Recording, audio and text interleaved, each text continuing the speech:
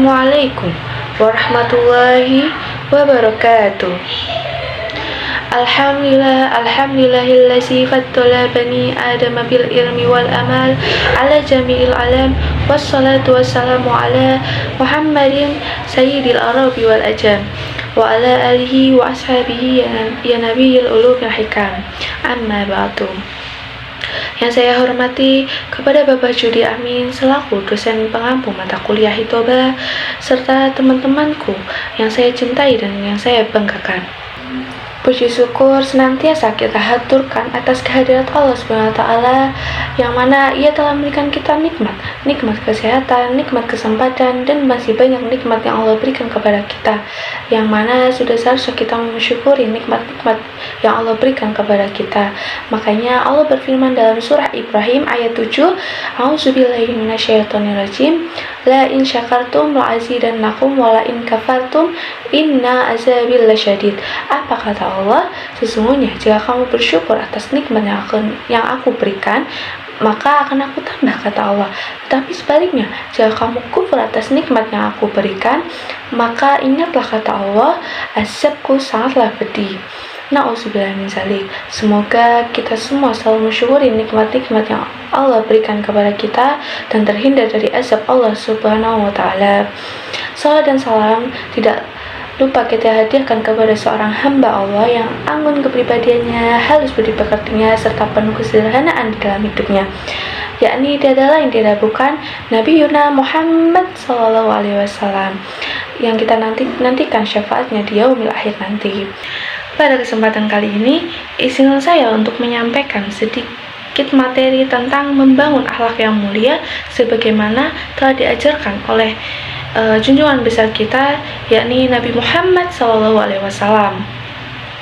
Nah, teman-teman, berbicara kita tentang akhlak, tentunya akhlak ini tidak bisa terlepas dari kehidupan kita. Karena apa? Karena akhlak merupakan suatu perangai, suatu tingkah laku seseorang dalam ia menjalankan kehidupannya.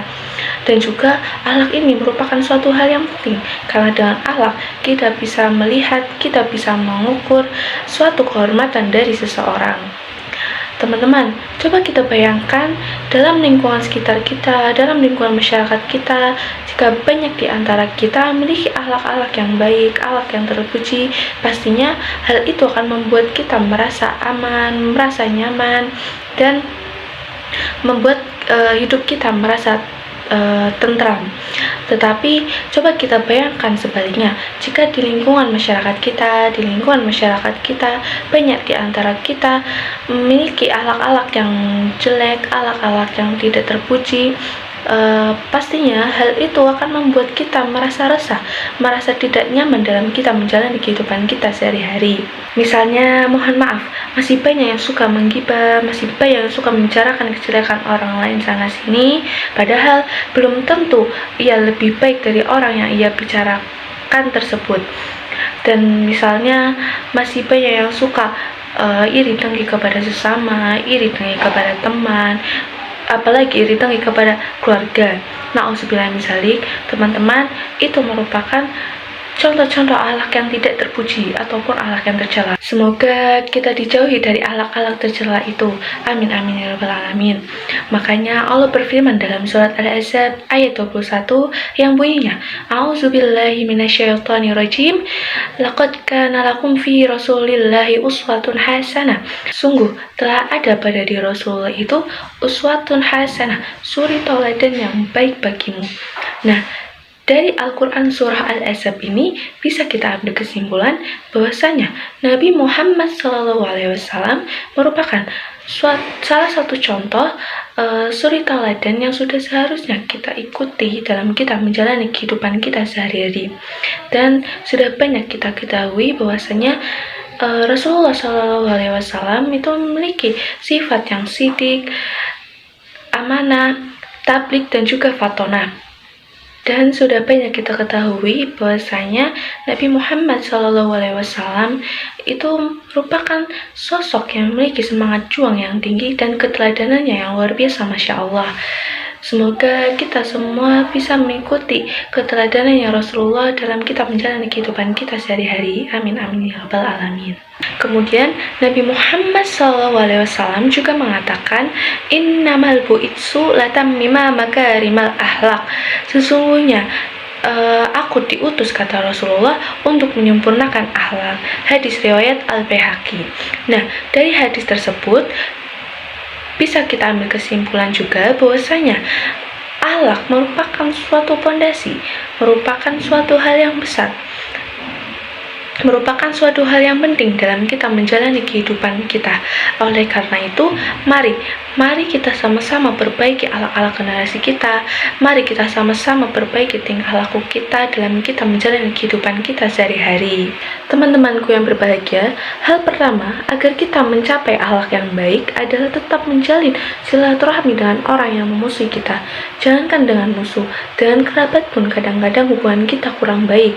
Artinya, melakukan itu tidaklah mudah, sebab membutuhkan sebuah perjuangan dan ketulusan hati yang tinggi.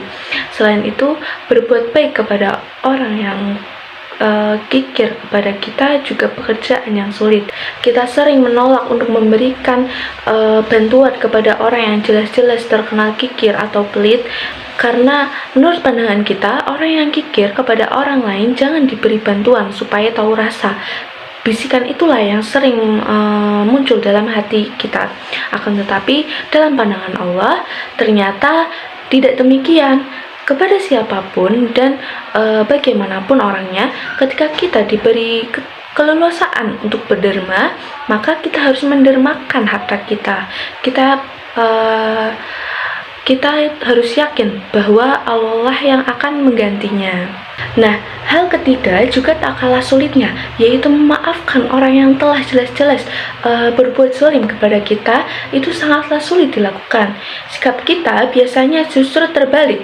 Kita sering tidak mau memaafkan orang yang telah menyakiti kita, bahkan cenderung ingin membalas dendam. Padahal sikap seperti itulah bukanlah cerminan dari akhlak yang baik. Memaafkan orang lain bukan berarti kita kalah, melainkan kita menunjukkan kebesaran hati kita. Sebagai umat Rasulullah SAW, sudah seharusnya mengikuti ajaran tersebut jika ingin mencapai derajat akhlak yang baik di sisi Allah dan Rasulnya. Kita harus berupaya untuk melatih ketiga hal tersebut atas dasar karena Allah dan bukan karena ingin dipuji orang lain. Mari kita tingkatkan amal ibadah kita, dimulai dengan memperbaiki akhlak diri kita sendiri menjadi akhlak yang baik. Karena akhlak yang baik akan membedakan kita sebagai manusia dengan makhluk yang lain, serta mengangkat manusia ke derajat yang lebih tinggi dan mulia. Sedangkan akhlak yang buruk akan membinasakan diri kita sendiri. Setelah kalian memahami pentingnya memiliki akhlak yang baik, maka teruslah berusaha untuk berbuat baik kepada diri sendiri dan juga orang lain. Demikianlah yang bisa saya sampaikan. Semoga apa yang telah saya sampaikan ini bisa bermanfaat bagi kita semua. Amin amin rabbal alamin. Apabila ada kata yang salah, itu datangnya dari diri saya sendiri. Apabila ada kata yang benar, itu datangnya dari Allah Subhanahu wa taala. Saya mohon maaf undur diri. Akhir kata, wassalamualaikum warahmatullahi wabarakatuh.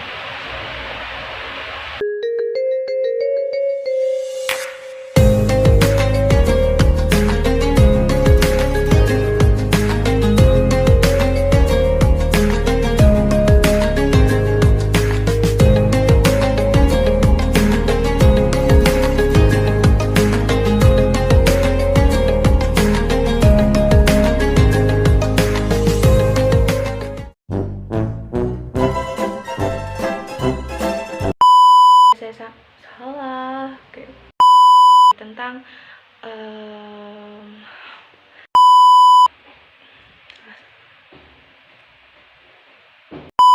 akan salah